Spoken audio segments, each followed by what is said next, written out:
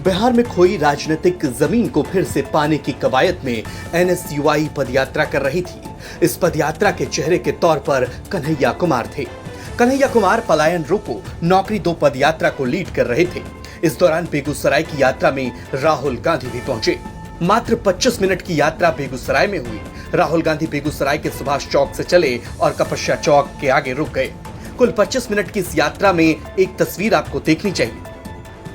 दरअसल राहुल गांधी को Z+ की सिक्योरिटी मिली है, जिसमें चिन्हित शख्स ही उनके साथ पैदल चल सकते हैं या जिसे राहुल गांधी इशारा करेंगे वही उनके पास आएंगे।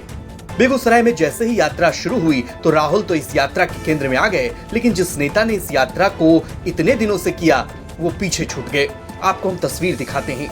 सुभाष चौक से यात्रा शुरू हुई, आपको राहुल गांधी दिखेंगे और उसके साथ बिहार कांग्रेस के प्रदेश अध्यक्ष राजेश राम भी दिखेंगे, लेकिन कोई नहीं दिखेगा तो वो ही कन्हैया कुमार।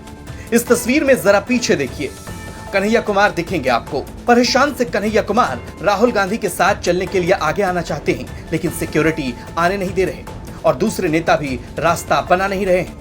तो फिर कन्हैया वहां से आगे निकलते हैं और फिर सिक्योरिटी को अप्रोच करते हैं, जिसके बाद वो राहुल गांधी के साथ यात्रा में चलना शुरू करते हैं। लेकिन राहुल और कन्हैया की यात्रा के साथ चलने की तस्वीर आपको बाद में दिखेगी।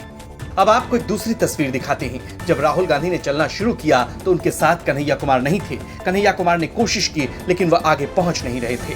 फिर भी राहुल गांधी ने कन्हैया को ढूंढा और फिर हाथ पकड़कर कन्हैया कुमार को सामने लेकर आए और फिर कन्हैया के साथ राहुल गांधी ने पदयात्रा की। लेकिन सोचिए, जिस नेता के भरोसे कांग्रेस बिहार में अपनी जमीन तलाश रही है, वही सबसे बड़े नेता अगर पदयात्रा में आते हैं तो फिर साथ चलने की यह जद्दोजहद जिसमें कन्हैया ही छूट जाए तो क्या कहेंगे। कन्हैया कुमार की इस यात्रा पर बीजेपी ने भी तंज कसा। बीजेपी प्रवक्ता और बेगूसराय के ही रहने वाले नीरज कुमार ने कन्हैया और राहुल गांधी की यात्रा पर सवाल उठाया। राहुल गांधी मात्र 20 मिनट पदयात्रा कर बेगूसराय से निकल भागे। उन्हें एक नुक्कड़ सभा को संबोधित करना था, उन्होंने उसको भी नहीं किया, क्योंकि बेगूसराय के लोगों का राजनीतिक मन मिजाज उनको समझ में आ गया। दरअसल इस यात्रा के लिए बेगूसराय को चुनना उनकी एक राजनीतिक भूल थी। बेगूसराय पटना के बाद बिहार में सबसे ज्यादा इनकम टैक्स देने वाला जिला है।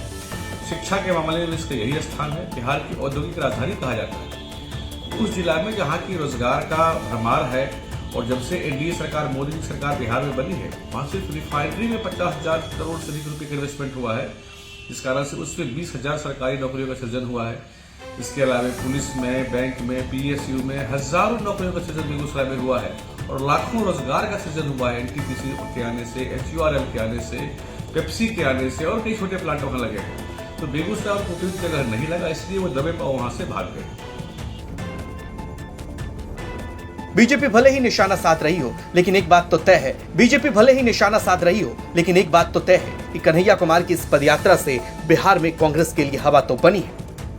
कांग्रेस नेता कन्हैया कुमार की इस यात्रा का समापन 11 अप्रैल को पटना में होगा, जिसमें कांग्रेस के कार्यकर्ता और कन्हैया कुमार मुख्यमंत्री नीतीश कुमार को पलायन और नौकरी के मुद्दे पर ज्ञापन सौंपेंगे। ये देखना होगा जो हवा कांग्रेस के लिए कन्हैया ने बनाई है उससे कांग्रेस को फायदा होगा या नहीं। अनिकेत कुमार की रिपोर्ट, बिहार तक।